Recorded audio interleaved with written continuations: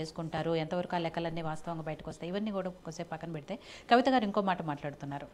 3 బిల్లులు తీసుకురావాలి, ఒక బిల్లు కాదు. విద్యలో ఉద్యోగాల్లో 46%తో అండ్ రాజకీయాల్లో 42% అని చెప్పేసి కొత్త డిమాండ్ తీసుకొస్తున్నారు. నేను ఇందాక రామ్ గోపాల్ గారు అన్నట్టుగా దీన్ని చట్టబద్ధత లేకపోతే మళ్ళీ రేపు మీరు పెట్టిన తర్వాత కూడా ఎవరైనా కోర్టుకు వెళ్తే అది మళ్ళీ పెండింగ్ పడే అవకాశం ఉంటుంది. ప్రతిసారి కూడా ఇదే జరుగుతున్నప్పుడు ఇంక ఇది ఎప్పుడు అమల్లోకి వస్తుంది?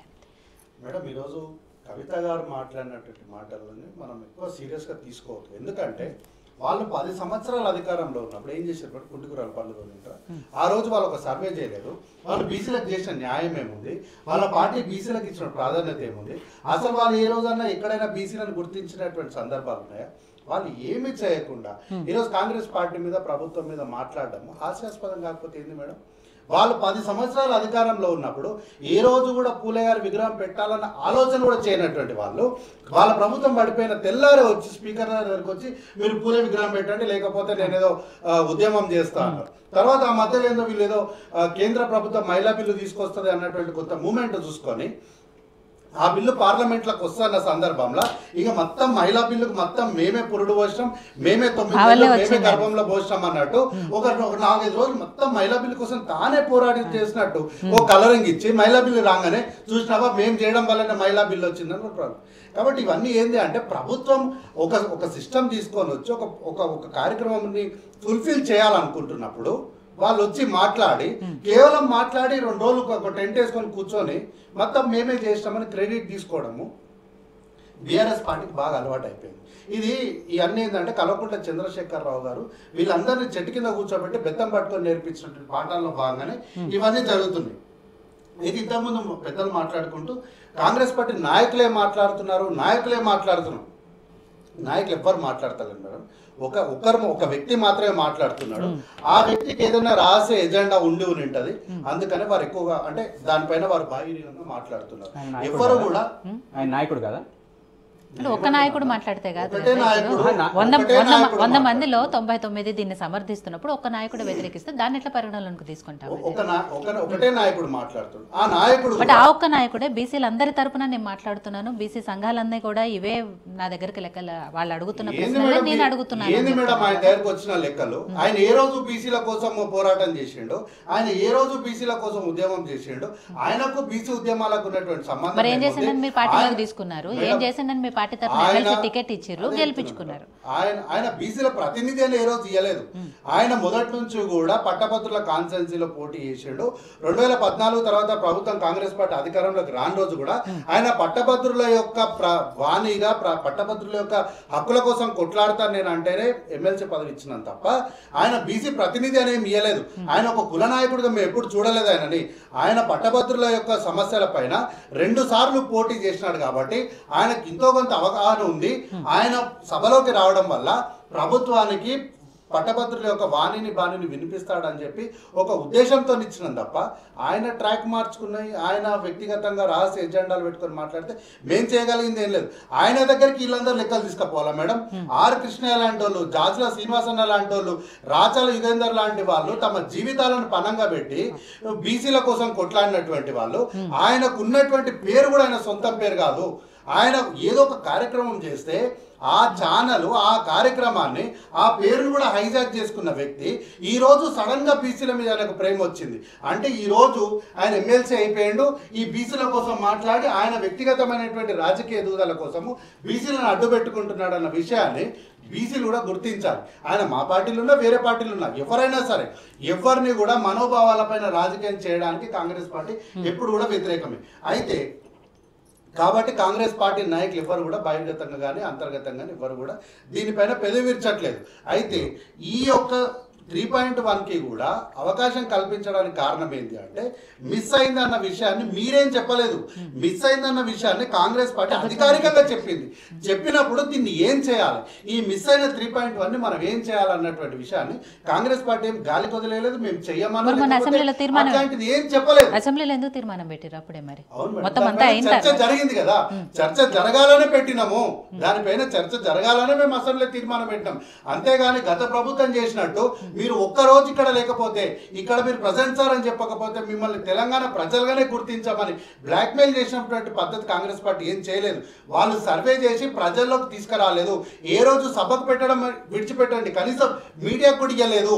ఎక్కడ వీళ్ళు ప్రభుత్వ అధికారికమైనటువంటి వెబ్సైట్లలో కానీ ఎక్కడ కూడా పెట్టకుండా వాళ్ళు దాచిపెట్టుకొని ఈరోజు వాళ్ళు వచ్చేసి సభలో తీర్మానం పెట్టినాము, చర్చ పెట్టినప్పుడు 3.1% మిస్ అయింది అన్నప్పుడు వీళ్ళు ప్రధాన ప్రతిపక్ష నాయకులుగా ప్రతిపక్ష పార్టీలు ఏమైనా సూచనలు సలహాలు ఇస్తాయేమో అని చెప్పి ప్రభుత్వం చాలా ఆశతో ఎదురు చూస్తే ప్రభుత్వం పైన విమర్శలు చేయడానికే వీళ్ళపై సమయం పట్టింది, కానీ వాకౌట్ చేయడానికి వీళ్ళు సమయం తీసుకున్నారు. కానీ ఎక్కడ కూడా నిర్ణయాత్మకమైనటువంటి ఒక్క సలహా ఒక్క మాట కూడా ఇయ్యనప్పుడు మళ్ళీ ప్రభుత్వమే ముఖ్యమంత్రి గారి యొక్క నేతృత్వంలోని ఒక సమావేశాన్ని ఏర్పాటు చేసి దీన్ని ఏం చేద్దామన్నటువంటి విషయంలో మళ్ళీ 3.1 కోసం ఒక అవకాశం కల్పిద్దామని చెప్పినాం. అవకాశం కల్పించడం కూడా తప్పేనా?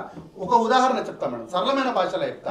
ఒక కాలేజ్ ఉంది, ఆ కాలేజీలో విద్యార్థులకు ఇన్ని సీట్లు అని చెప్పేసి డేట్ క్లోజ్ చేశారు, ఫిల్అప్ అయిపోయినాయని. తర్వాత మళ్ళీ కొంతమంది విద్యార్థులు మేము ఇదే కాలేజీలో చదవాలనుకుంటున్నాము, మా భవిష్యత్తు దృష్ట్యా మీరు మరిన్ని సీట్లకు మాకు అవకాశం ఇవ్వండి అని ఒక అర్జీ పెట్టినారనుకోండి. ఆ కాలేజ్ వాళ్ళు మళ్ళీ సీట్లు ఓపెన్ చేస్తే అది కాలేజీ తప్పన్నట్ట? ఒకవేళ మేము చెయ్యము నిరంకుశంగా, గతంలో వీళ్ళు మల్లన్న సాగర్ లాంటి ప్రాంతాలలో ప్రభుత్వము నిరంకుశంగా అక్కడ ప్రజలు ఏం చెప్తున్నారో కూడా వినకుండా, అస్సలు అక్కడ ప్రజాప్రతినిధులను వెళ్ళనీయకుండా పోలీసులను అడ్డం పెట్టి ఇంత దాష్టికంగా చేసినటువంటి కార్యక్రమాలకు ఈరోజు కాంగ్రెస్ పార్టీ అట్లాంటి కార్యక్రమాలు చేయడానికి లేదు. ప్రజలు కుల సంఘాలు, ప్రజల ప్రతినిధిగా కుల సంఘాలు వచ్చి మరొక అవకాశం కల్పించండి అన్నటువంటి విజ్ఞప్తిని ప్రభుత్వం స్వీకరించింది. అధికారులతో పాటు మంత్రిమండలి సహచరులు అందరూ కూర్చొని ఒక నిర్ణయం తీసుకొని 3.1కి మళ్ళీ అవకాశం కల్పించారు. అయితే గతంలో బీఆర్ఎస్ పార్టీ సర్వే చేసినప్పుడు ముస్లింలను బీసీలను అందరినీ కలిపి వాళ్ళు చూపించారు. మేమెక్కడ కలిపి చూపెట్టలేదు. మేము ముస్లింలను అట్లాగే బీసీలను విడదీసి చూపించినాము. తద్వారా వీళ్ళకి ఈరోజు కొంత లెక్క వేరేలాగా వస్తుందని వీళ్ళు అంటున్నారు. కానీ గతంలో లాగా కలిపి చూపించింటే ఈరోజు ఈ అవకాశం వచ్చేది కాదు.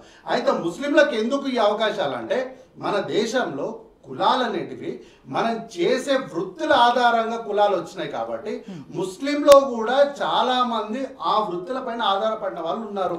కాబట్టి వాళ్ళని చేర్చడంలో తప్పలేదు, కానీ మైనార్టీల కింద వాళ్ళని పెడితే సరిపోతుంది, దానికి ముస్లిం బీసీలో అనే పేరు పెట్టక్కర్లేదు. ఇప్పుడు వాళ్ళని ఆల్రెడీ మైనార్టీల కింద ఉంటారు కదా, వాళ్ళను ముస్లింలుగా గుర్తిస్తూనే ముస్లింలో వీళ్ళు కులంలో ఉన్నారు కాబట్టి వీళ్ళకి కుల వృత్తి ఇది, వీళ్ళు ఈ పని చేయడం వల్ల వీళ్ళు ఈ కులంలోకి వచ్చినారనే డీటెయిల్స్ మేము ఈరోజు ఇచ్చినాము. అంతేగాని గత ప్రభుత్వం చేసినట్లు అందరిని కలిగి కలగూర కంప కూరేషన్ అందరూ ఒకటే డెసిషన్ వేసి పెట్టలేదు. మేము చాలా ట్రాన్స్పరెంట్గా ముస్లింలు వీళ్ళు ఈ ముస్లింలో ఈ పని చేయడం వల్ల వీళ్ళని ఈ కులస్తులుగా గుర్తించినారని చెప్పి చాలా ట్రాన్స్పరెంట్గా చెప్పినాం మేము. తర్వాత ఇంతకుముందు సార్ ఏదో మాట్లాడుకుంటూ విఆర్ఓ వ్యవస్థ ఉండాలి అని అన్నారు. విఆర్ఓ వ్యవస్థను తీసేసింది ఎవరు మేడం? దాన్ని నిర్వీర్యం చేసింది ఎవరు? మళ్ళీ ఈరోజు కాంగ్రెస్ పార్టీ అధికారంలోకి వచ్చిన తర్వాత మళ్ళీ ఆ యొక్క విఆర్ఓ వ్యవస్థను మళ్ళీ పునరుద్ధరించాలని చెప్పేసి తీసుకొచ్చిన మాట కాంగ్రెస్ పార్టీ తీసుకున్న నిర్ణయం వాస్తవం కదా. అయితే ఈరోజు ఈడబ్ల్యూఎస్ని పెంచి పోషించడానికి ఇట్లాంటి తప్పుల తడాకా ఉంది అని చెప్పేసి అన్నగారు అంటున్నారు. ఈడబ్ల్యూఎస్కి వంతపాడింది ఎవరు మేడం? ఆ రోజు కేంద్రం ఒక నిర్ణయం తీసుకున్నప్పుడు మీరు రాష్ట్ర ప్రభుత్వంగా మీకు బీసీల పైన, ఎస్సీల పైన, ఎస్టీల పైన అంత ప్రేమ ఉన్నప్పుడు ఆ రోజు ఎందుకు ఈ ఈడబ్ల్యూఎస్ చట్టానికి వ్యతిరేకంగా మీరు ఎందుకు నిలబడలేదు? ఆ రోజు మీరు వంతపాడి ఈ రోజు వచ్చి ఈడబ్ల్యూఎస్ని కాపాడాలని చూస్తున్నారు రేవంత్ రెడ్డి గారు అని వాళ్ళు చేసిన పాపాలను మా మీద నొప్పితే మేమేం చేస్తాం దానికి? ఆ రోజు కనుక వాళ్ళు ఈడబ్ల్యూఎస్కి వ్యతిరేకంగా నిలబడి ఉంటే ఈ రోజు ఇట్లాంటి పరిస్థితి వచ్చేదే కాదు. కాంగ్రెస్ పార్టీ ఈరోజు ఎక్కడ కూడా యూటర్న్ తీసుకున్న పరిస్థితి లేదు. మూసీ పైన కానీ హైడ్రా పైన కానీ ఎక్కడ కూడా యూటర్న్ తీసుకోలేదు మేడం. ప్రజలకు మూసీ రివర్ పైన అసలు డిపిఆర్ జరగలేదు, దానిపైన ఏమి నిర్ణయాలు జరగకుండానే 1,50,000 కోట్లు, 2,50,000 కోట్లు, 3,50,000 కోట్లు అని చెప్పి వీళ్ళు అనవసరమైన ప్రగల్భాలు వాళ్ళకి తీరా డిపిఆర్లు ఇచ్చిన తర్వాత వీళ్ళు ఒక్క మాట మాట్లాడకుండా యూటర్న్లు వీళ్ళు తీసుకున్నారు. హైడ్రా విషయంలో కూడా నిర్మాణాలు జరిగినటువంటి విషయాలపైన కొంత చర్చ జరిగిన తర్వాత దానిపైన ఒక చట్టబద్ధతమైనటువంటి దానికి చట్టబద్ధత కల్పించిన తర్వాత మళ్ళీ హైడ్రా ముందుకు వస్తుందని చెప్పినాం. మూసీ మీద డిపిఆర్ ఇచ్చారా ప్రభుత్వం? మీరు మాట్లాడలేదని చెప్తున్నా. మీ ఇష్టానికి ఏదంటే అది మాట్లాడేసి మీరు ఏదంటే అది మాట్లాడేసి తీరా దానిపైన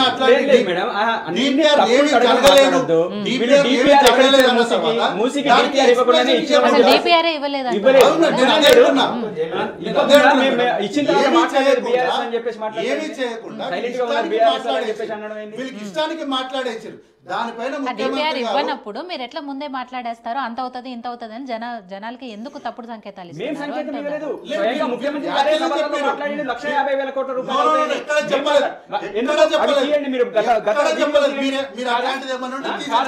స్వయంగా 2 సార్లు మాట్లాడారు.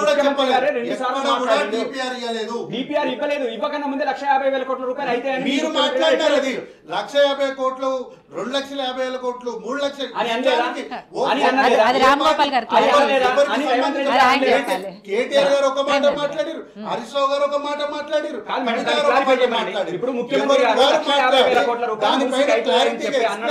అందుకే అది అన్నారో లేదో రామ్గోపాల్ గారు చెప్పారు.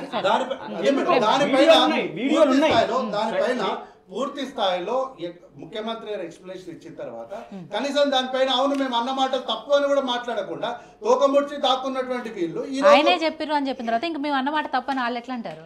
ఎక్కడ చెప్పారు అని అవును మేడం, ముఖ్యమంత్రి గారు ఏమన్నారు, మేము ఇంతవరకు డిపిఆర్లు ఇవ్వలేదు, మేము డిపిఆర్లు ఇవ్వక ముందే వీళ్ళు ఇవన్నీ లెక్కలు మాట్లాడుతున్నారు, ఎట్లా వస్తుందని ప్రశ్న అడిగారు. చెప్పకుండా పెట్టినప్పుడు మేము ఇప్పటివరకు కాంట్రాక్ట్లు ఇవ్వలేదు, ఇప్పటివరకు సమస్యలు ఎవరో చెప్పలేదు, మేము ఇంకా ప్రతిపాదనలు తీసుకున్న దగ్గరనే ఉన్నాము, అసలు ఏమీ జరగకముందే మీరు ఎట్లా మాట్లాడతారు? వారు ప్రశ్న అడిగారు. ప్రశ్న అడిగితే మీరు దానికి సమాధానం ఇప్పటివరకు చెప్పలేదు.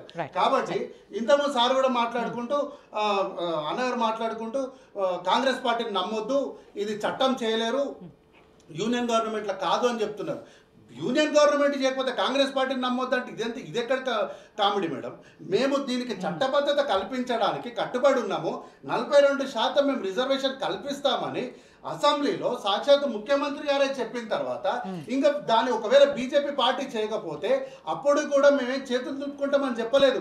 నిన్న బట్టి విక్రమార్క గారు మాట్లాడుతూ ప్రెస్ మీట్లో పెట్టినప్పుడు దీనిపైన బృందంగా వెళ్తాము, పార్లమెంట్కి వెళ్తాము, అందరం కలిసి రాష్ట్రంలో ఉన్నటువంటి అందరి శాసనసభ్యులను తీసుకెళ్లి నరేంద్ర మోడీ గారిని, ప్రధానమంత్రి గారిని కలిసి వారిపైన ఒత్తిడి తీసుకొస్తాము, దీన్ని చట్టం చేపిస్తాం, మేము చట్టం చేసి ఏకగ్రీవంగా దీనిపైన చట్టం చేసే పంపుతామని చెప్పిన తర్వాత ఇదంతా కాలయాపన కోసమే తప్ప బట్ ఎక్కడో ఒక చోట అయితే ఒక స్టెప్ అయితే పడాలి కదా. వెళ్తున్నందుకు కొంతవరకు బీసీ కులగణన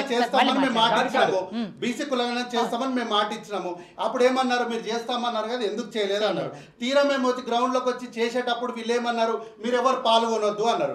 వీళ్ళు పాల్గొనొద్దు అన్నాక ఒక లెక్క వచ్చింది. లెక్క వచ్చిన తర్వాత మేమేం చేసినాము, వీళ్ళు దీన్ని చేయలేదు అని అంటే మేము ఇంకొక డేట్ ఇచ్చినాం. పాల్గొనని వాళ్ళందరూ వచ్చి పాల్గొనండి అన్నాం. ఇందులో బీసీలే మిస్ అయినారని ఎవరు చెప్పలేదు, ఎస్సీలే మిస్ అయినారని ఎవరు చెప్పలేదు. టోటల్ 96% అయ్యింది. మిగతా వాళ్ళు ఎవరెవరు ఉన్నారో వాళ్ళందరూ కూడా వచ్చి నమోదు చేసుకోవడానికి ఓపెన్ గా పెట్టిన ఫైల్ అనేది ఓపెన్ ఉంది. వచ్చి ఎంతమంది నమోదు చేసుకుంటారో అక్కడ లెక్క తేలిపోతుంది. దాన్ని మేము చట్టబద్ధత కల్పిస్తాము. రానున్నటువంటి ఫైనాన్షియల్ ఇయర్ లో మార్చిలో జరిగే సభలో మేము దీన్ని బిల్లు పెడతాము. బిల్లు పెట్టి దీనికి చట్టబద్ధత కల్పిస్తాము. దీన్ని బిల్లుగా తయారు చేసి ఆమోదించి తీర్మానం చేసి సెంట్రల్ గవర్నమెంట్ పంపిస్తామని చెప్పినాం. దీనికి ఒక బీసీ డెడికేషన్ కమిటీని ఏర్పాటు చేసాం. ఇంతకన్నా ఇంకేం కావాలి మేడం? మళ్ళీ కాలయాపన అనడానికి ఏముంది? ఆధార్ కార్డులు పెట్టుకొని క్యాస్ట్ తీయలేం మేడం. ఆధార్ కార్డులో name, photo, date of birth, place ఇవి మాత్రమే ఉంటాయి. దీన్ని పట్టుకొని మనము డిసైడ్ చేయడం కష్టం. ఇంతకుముందు సార్ ఏదో మాట్లాడుకుంటూ బ్యూరోక్రసీ మొత్తం చీఫ్ సెక్రటరీ గారు వీళ్ళందరూ పప్పెట్ అయ్యారు. మా హయాంలో వీళ్ళు ఎవరు పప్పెట్లు కాలేదు మేడం.